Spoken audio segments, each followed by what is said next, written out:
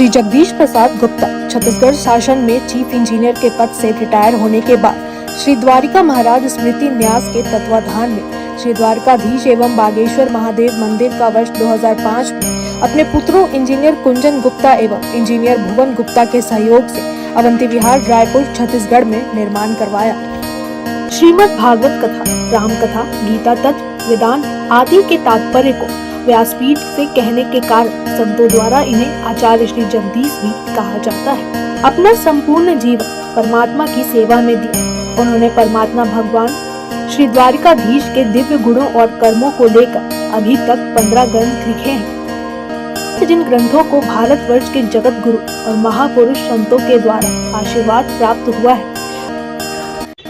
उनके ग्रंथ मुंडक उपनिषद सरलतम बोध का उद्बोधन आप सुन रहे हैं। सप्तम विचार ब्रह्मज्ञानी की महिमा आप सुन रहे हैं। हरि ओम।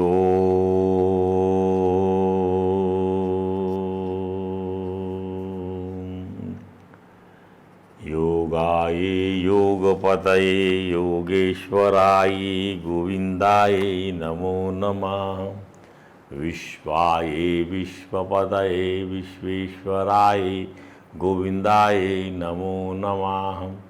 सर्वाय सर्वपतये सर्वसंभवाय गोविंदाय नमो नमः। सच्चिदानंद रूपाय विश्वोत्पत्त्यादिहेतवे तापत्रय विनाशाय श्री कृष्णाय वयं नुमः।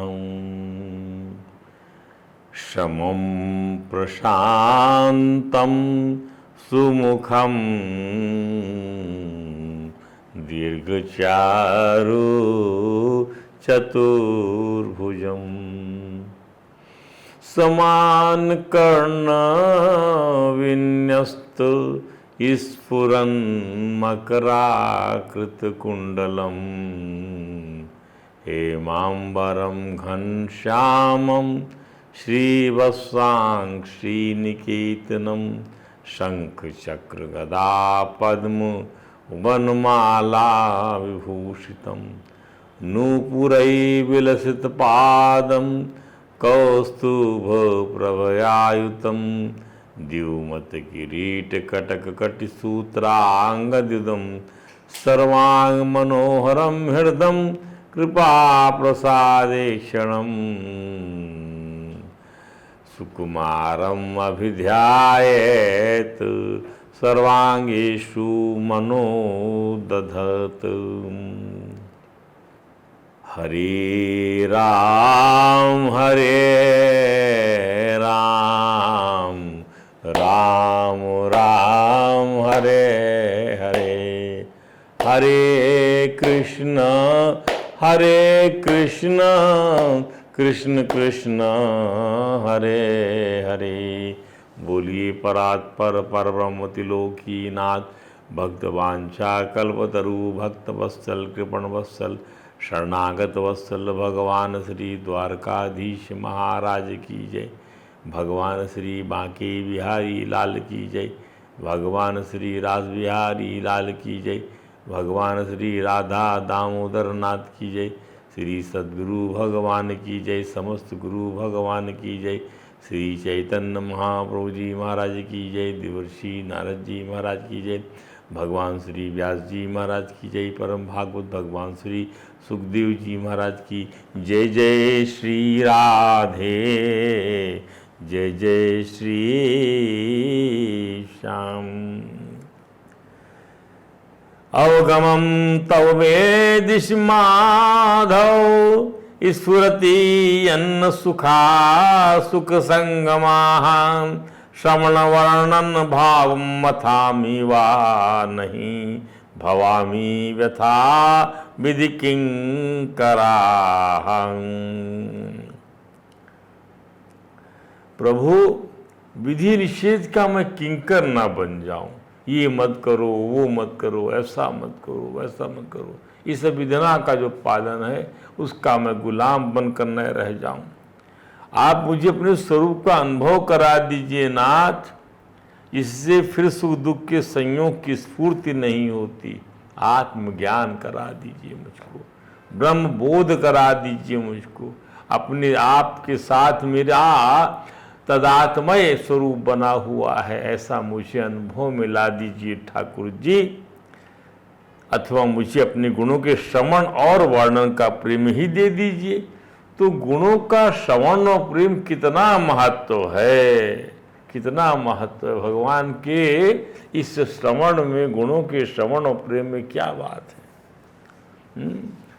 सो अचिरातेव राजर्षे स्यात् अच्युत कथाश्रया शृण्वतः श्रद्धा न स्यात् नित्यं स्यात् अधीयता। नित्यदा स्यात् अधीयता, अध्ययन भगवान के दिव्य गुणों का वर्णन श्रवण, ये बहुत बड़ी चीज है।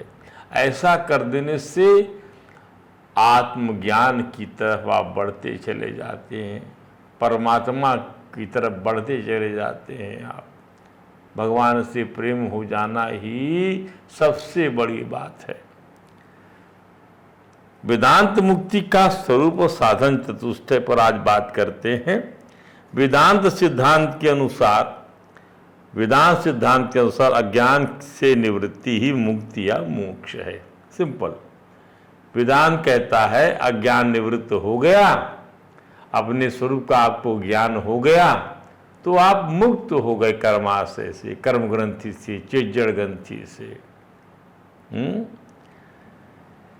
जीव स्वभावतः शुद्ध बुद्ध एवं मुक्त है, स्वभावतः भगवान का अंश है, किंतु अविद्या के आवरण के कारण वो अपने को बद्ध अनुभव करता। अविद्या का आवरण, अविद्या की सृष्टि तो बनाया है ना ठाकुर जी ने। अविद्या, तमिस्र, अंध तमिस्र,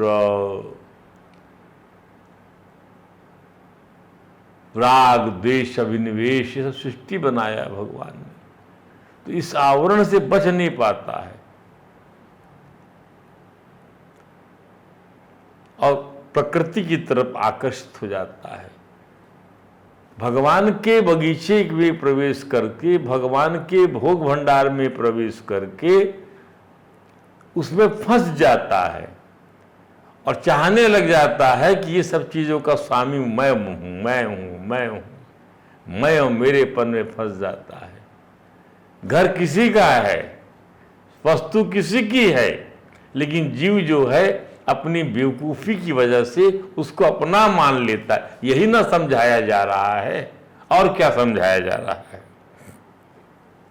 गुरु के उपदेश से वह अपने वास्तविक स्वरूप को जानकर मुक्त हो जाता है। गुरु के उपदेश से भक्त्या परमया गुरु कहा भी गया है इसी बात को। यथा आत्मनो अर्थभूतस्या यतो अनर्थ परम परा संस्कृति व्यवच्छेदु भक्तया परमया गुरु। भगवान के परम गुरु के भक्ति के द्वारा ही ये अनर्थ परंपरा, ये जीव भाव आपका समाप्त होगा। ये संस्कृति बार बार संसार में आना, जन्म लेना, मरना, हजारों किस्म का दुख उठाना, हजार किस्म का उसका विपर्य सुख उठाना, वास्तव में सुख भी दुख ही तो है। ध्यान दीजिए, दुख जो है सुख के आवरण में परोस दिया गया संसार में।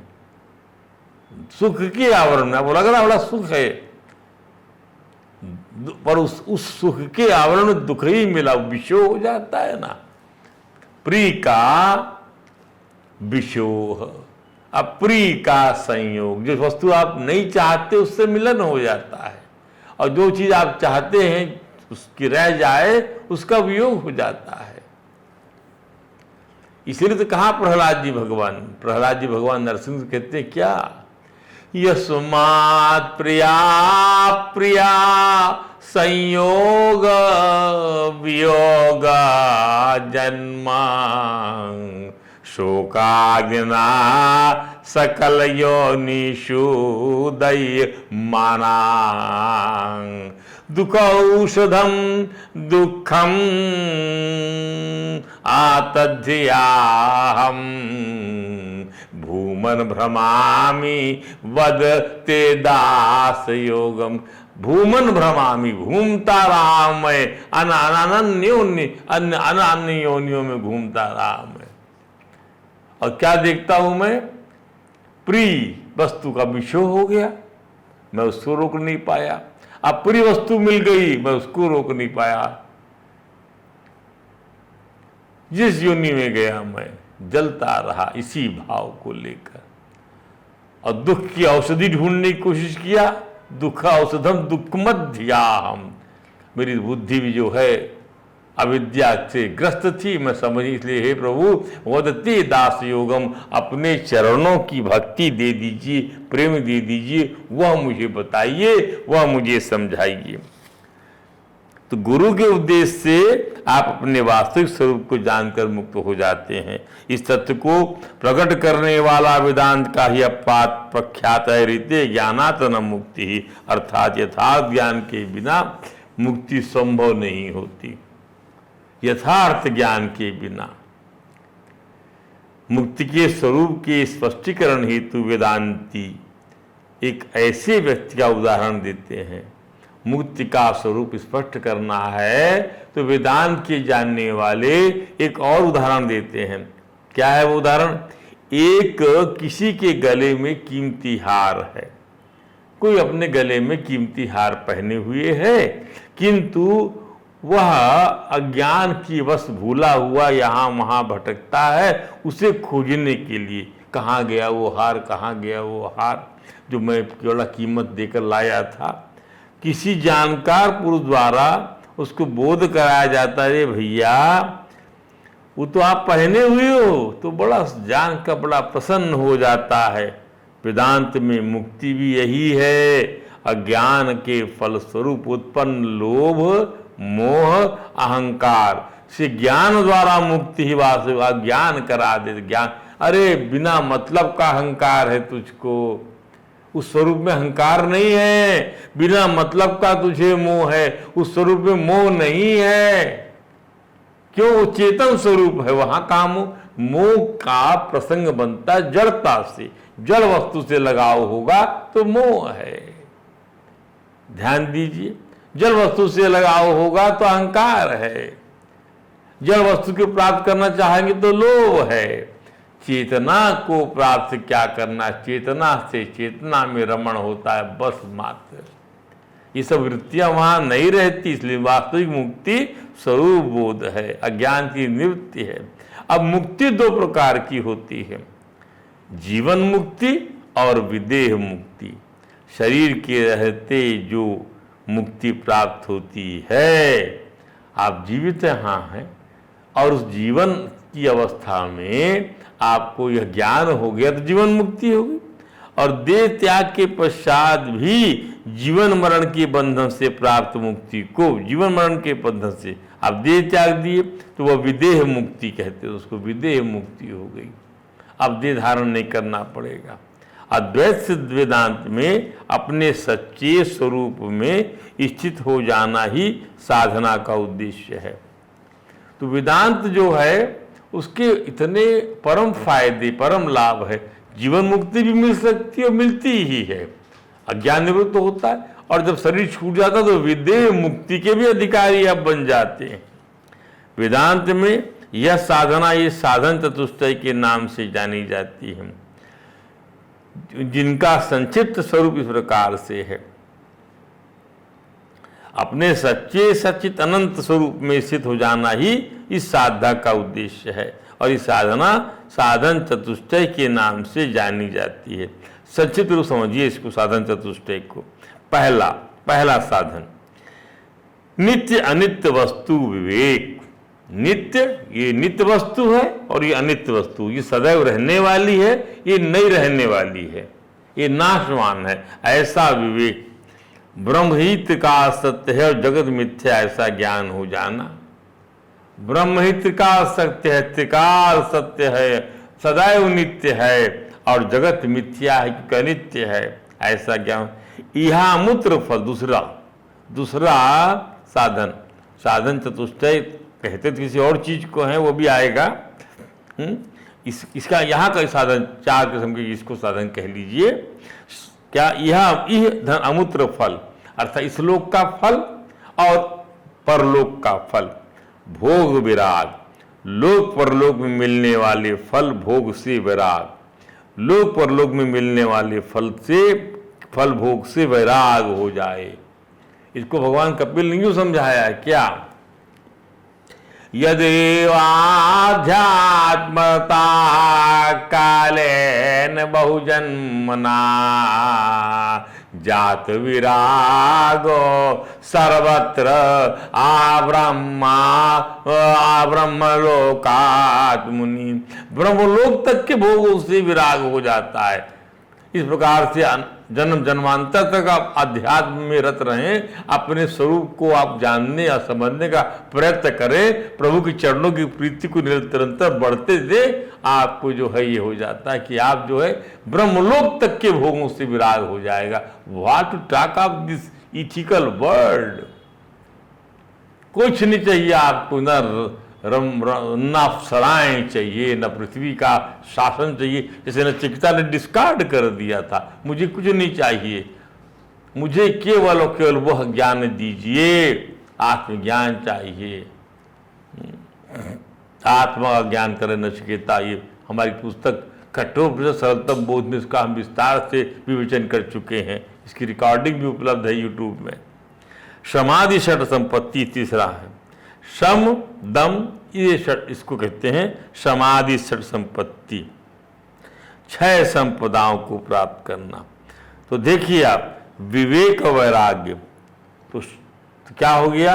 विवेक वैराग्य षट संपत्ति मोक्षा, इनको 4 को साधन, ये साधन चतुष्टय है। इसका हमने थोड़ा एलोबोरेट कर दिया। विवेक में क्या कर दिया हमने कि अब आत्म और अनात्म वस्तु को अलग अलग जानना, ये विवेक हो गया।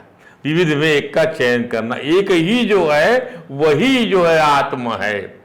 आत्मा 2 नहीं हो सकता, ध्यान दीजिए। अनात्म वस्तु अनंत हो सकती है, अनेक हो सकती है, लेकिन आत्मा 2 नहीं होता। शरीर अनेक हो सकते हैं पर आत्मा एक होगा, ध्यान दीजिए। प्यास एक होगी, भूख एक होगी, खाना नाना प्रकार का हो सकता है, जीवा नाना प्रकार की हो सकती है, स्वाद नाना प्रकार का हो सकता है, लेकिन तृप्ति का बोध एक होगा, ध्यान दीजिए। तो ये पहला विवेक। दूसरा वैराग्य, माने ब्रह्मलोक तक से वैराग हो जाए, इस लोक से परलोक से, यहां मूत्र भोग फल से विराग हो जाना। और तीसरा षट संपदा। तो विवेक वैराग्य, उसको 6 चीजें गिन लीजिए। क्या? सम, इंद्रियों को मन को शांत करना। दम, इंद्रियों का दमन करना, उनको रोकना, उनको विषयान्मुख होने से रोकना, उनको तप करना, व्रत करना, जप करना, ध्यान करना आदि। और उपरति, तितिक्षा सहन करना, श्रद्धा और समाधान, इन 6 संपदाओं को प्राप्त करना, ये षट संपदा कहलाती है। अब मुमुक्षुत्व संसार के दुखों से तीव्रति की तीव्र निवृत्ति की, इस संसार के दुखों से मुक्ति मिल जाए, योग आध्यात्मिक आत्यंतिक योग की प्राप्ति हो जाए, ये मुमुक्षुत्व, ये 4 चीजें जो हैं, ये साधन चतुष्टय वेदांत ने बताया। साधना ही साधन चतुष्टय, वेदांत में ये साधना ही साधन चतुष्टय, विवेक वैराग्य षट संपदा और मुमुक्षुत्व। प्रमाण विमर्श, प्रमाण पर चिंतन करते हैं। वेदांत दर्शन में भी अन्य दर्शनों की तरह प्रत्यक्ष, अनुमान, उपमान और आगम शब्द प्रमाण, अर्थापत्ति और अनुपलब्धि अभाव, ये 6 प्रमाण मानने। कौन कौन से 6 प्रमाण? ऐसे आज 3 ग्रुप बना लीजिए। प्रत्यक्ष, अनुमान और उपमान। प्रत्यक्ष, अनुमान और उपमान। तो उपमा में उपमा से समझाना, प्रत्यक्ष देख के समझना और अनुमान से कल्पना करना, तो क्या हो गया? प्रत्यक्ष, अनुमान, और उसके बाद में क्या हो गया? आप उपमान। अब ये तीन अलग कर दीजिए, तीनों बचे क्या? आगम माने शब्द, शास्त्र, और अर्थापत्ति अर्थ करना, और अनुपलब्धि अभाव। ये 6 प्रमाण मान्य है, किंतु वेदांत का प्रमुख विषय ब्रह्म है। इस कारण वह आगम प्रमाण को ही, श्रुति या शब्द प्रमाण को ही अधिक महत्व देता है। प्रत्यक्ष, अनुमान, उपमान और आगम प्रमाण को महत्व देता, क्योंकि ब्रह्म के विषय में श्रुति में जो कहा गया है वही सबसे अधिक प्रामाणिक है। वेदांत दर्शन के प्रथम अध्याय के प्रथम पाद के तृतीय सूत्र में ब्रह्म के अस्तित्व की सिद्धि के लिए शास्त्र मान्य वेद को ही प्रमाण माना गया है। शास्त्र योनित्वात्, ब्रह्म के अस्तित्व की सिद्धि के लिए शास्त्र योनित्वात्, अर्थात शास्त्र के योनि माने कारण, शास्त्र के कारण अर्थात प्रमाण होने से ब्रह्म का सिद्ध होता है। शास्त्र के कारण से, शास्त्र के योनि कारण अर्थात प्रमाण, शास्त्र योनित्वात्। वेदांत दर्शन में स्थान स्थान पर मंत्र, श्रुति, स्मृति का प्रमाण रूपेण उल्लेख हुआ है। एक विद्वान के अनुसार वेदांत में शब्द प्रमाण के संदर्भ में मंत्र से वेद, श्रुति से उपनिषद, मंत्र से वेद, बड़ी बड़ी है मंत्र संहिताएं। पहला रूप ही वेद का संहिता है, बाद में ब्राह्मण, आरण्यक, उपनिषद है।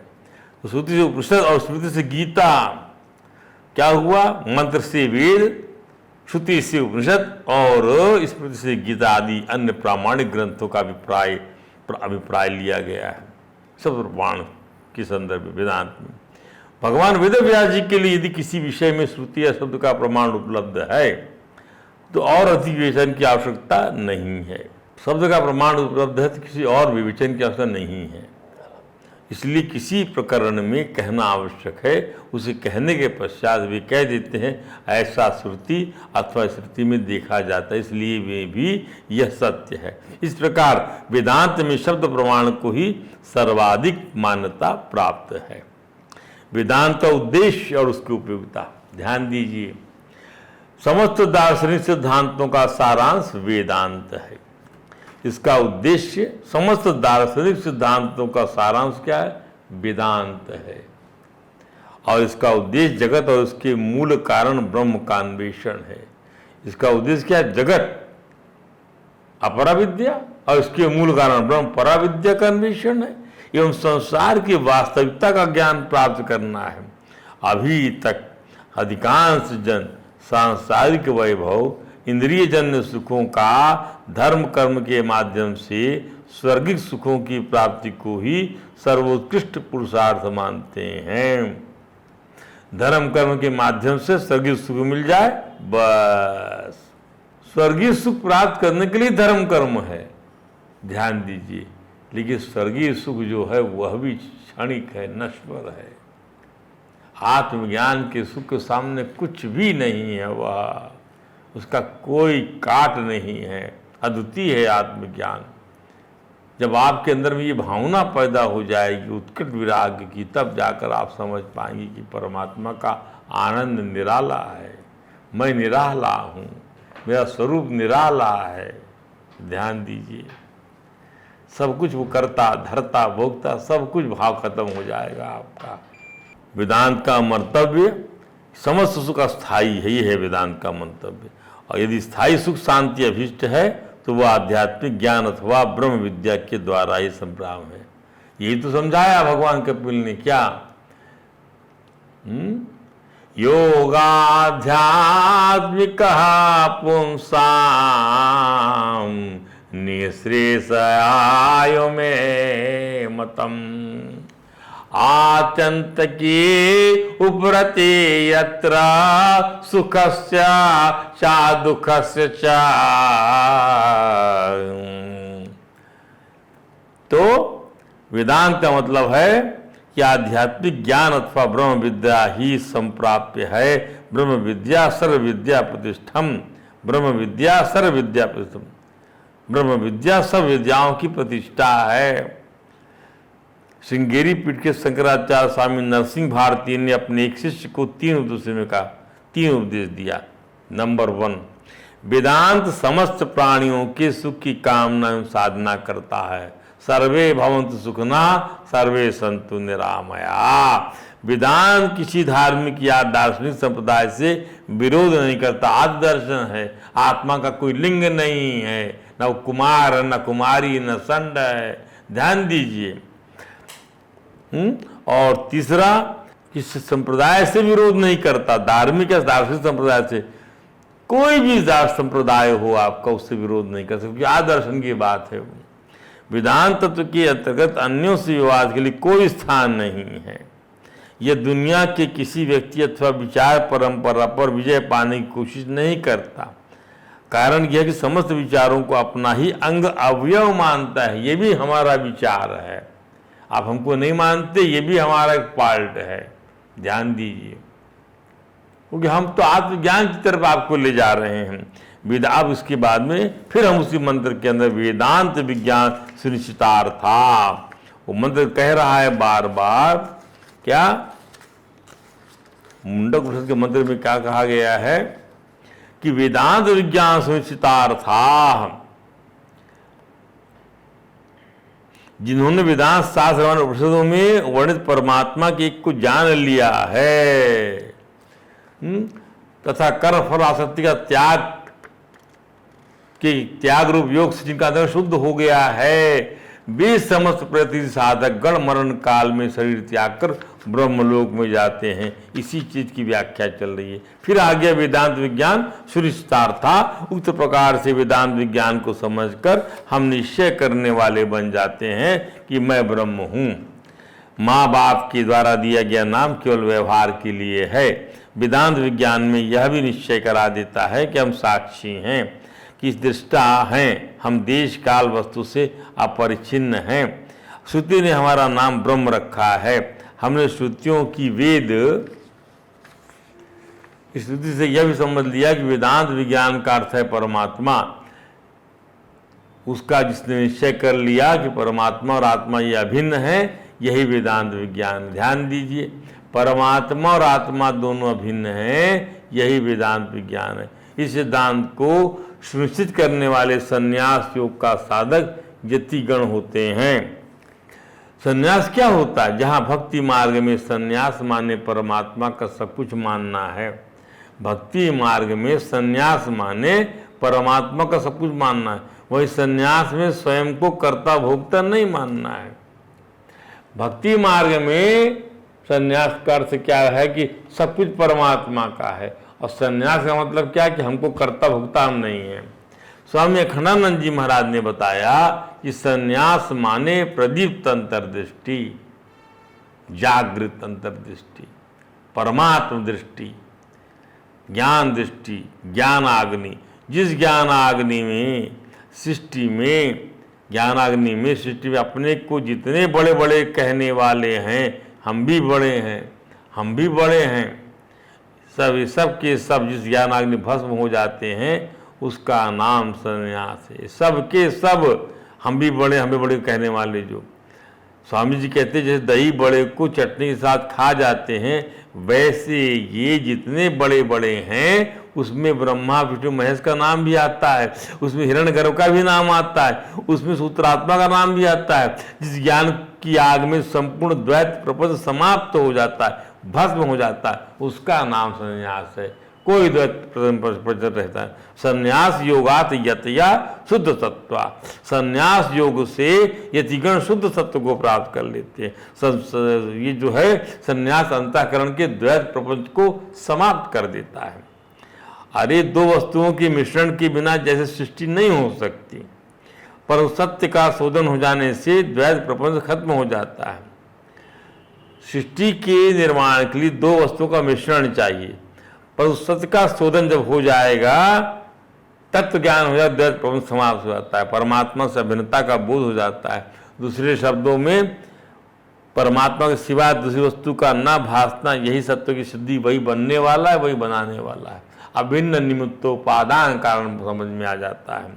जैसे सभी शुद्ध सत्व वाले लोग मरण काल में शरीर त्याग कर ब्रह्मलोक में जाते हैं और वहाँ परम अमृत स्वरूप होकर स्वतः मुक्त हो जाते हैं, उनकी यह मुक्ति विजय मुक्ति कही जाती है। भी हमने आपको समझाया।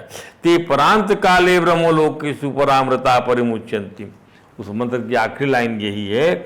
यहाँ परामृता का तात्पर्य समझिए, केवल वेदांत विद्या से ही इसका तात्पर्य समझ में आता है।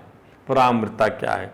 ध्यान दें कि स्वर्ग का अमृत अमृतत्व नहीं है, ब्रह्मलोक का अमृत अमृत नहीं है। अमृत कौन है? जो कि संपूर्ण मृत्युओं का साक्षी है, उसी का नाम अमृत है। स्वयं प्रकाश आत्म तत्व ही अमृत है। यह जब तक अंतःकरण से मिला रहता है तब तक अपरामृत है। ध्यान दीजिए, जब तक उपाधि से मिला हुआ रहेगा ये अपरामृत कहलाएगा, और जब अंतःकरण के तादाद तो छोड़ दिया, निरुपाधिक हो गया, तब वह परामृत है। अपना स्वरूप ही परामृत है, क्योंकि हमारा स्वरूप निरुपाधिक है। ज्ञान की दृष्टि में न मृत्यु है, न जन्म है, न परांत काल है। परांत मरण का समय, और न ही अपरांत काल है माने जन्म का समय। परांत काल माने मृत्यु का समय, और अपरांत काल माने जन्म का समय। ज्ञान की दृष्टि में संसारी के लिए अपरांत काल है माने बार बार जन्म लेना है, और जो मुमुक्षु है उसके लिए मरण काल होता है मोक्ष। ध्यान दीजिए, ज्ञानी के लिए न बंधन है, न मोक्ष, न संसार दशा है, न मुक्ति दशा है, न साधन दशा है, न साध्य दशा है। तो ज्ञानी की दृष्टि इन दोनों से न्यारी होती है। वे परब्रह्म परमात्मा को इसी शरीर में प्राप्त कर लेते हैं। ज्ञानी तो आत्मा ही, ज्ञानी जो है भगवान का सबसे बड़ा भक्त है ज्ञानी, और वो परब्रह्म परमात्मा इस शरीर प्राप्त कर लेते हैं। इसकी अंतकाल में कैसी स्थिति होती है? जिस जिज्ञासा पर अब इसके आगे अंतकाल में उस ज्ञानी क्या स्थिति होती है। महात्मा ब्रह्मर्षि अंगिरा जी ने महात्मा सोनू को कहा क्या? गता कला पंचदश प्रतिष्ठा देवास सर्वे देवतासु कर्माणि विज्ञानमयस्य आत्मा परे अव्ययी सर्व एकी भवन्ति। गता कला पंचदश प्रतिष्ठा, 15 कलाएं, संपूर्ण इंद्रियां, कला पंचदश प्रतिष्ठा गता, अपने अपने हिमानी देवताओं में जाकर स्थित हो जाते हैं। 15 कलाएं और संपूर्ण इंद्रियां, फिर समस्त कर्म देवास सर्वे देवतासु, फिर समस्त कर्म विज्ञानमय जीवात्मा, कर्माण विज्ञानमय आत्मा, सबके सब परम अविनाशी पर ब्रह्म में पर्यवय एक हो जाते हैं। समझिए, बड़ी सुंदर बात कही है। इसकी सरल व्याख्या यही है कि जब ज्ञानी महापुरुष का देहपात होता है उस समय श्रद्धा, आकाश, वायु, अग्नि, जल, पृथ्वी, इंद्रिय, मन, अन्न, वीर्य, तप, मंत्र, कर्म, लोक तथा नाम और मन सहित सब इंद्रियाओं के देवता, ये सब अपने अपने अभिमानी समष्टि देवताओं में जाकर स्थित हो जाते हैं। कब? जब देहपात होता है ज्ञानी का। ध्यान दीजिए, हम पहले समझा चुके हैं आपकी उसकी मुक्ति दशा क्या होगी। ये सब जाकर अपने अपने अभिमानी देवताओं में पहुंच जाते हैं। हरे राम राम राम हरे हरे, हरे कृष्ण कृष्ण कृष्ण हरे हरे।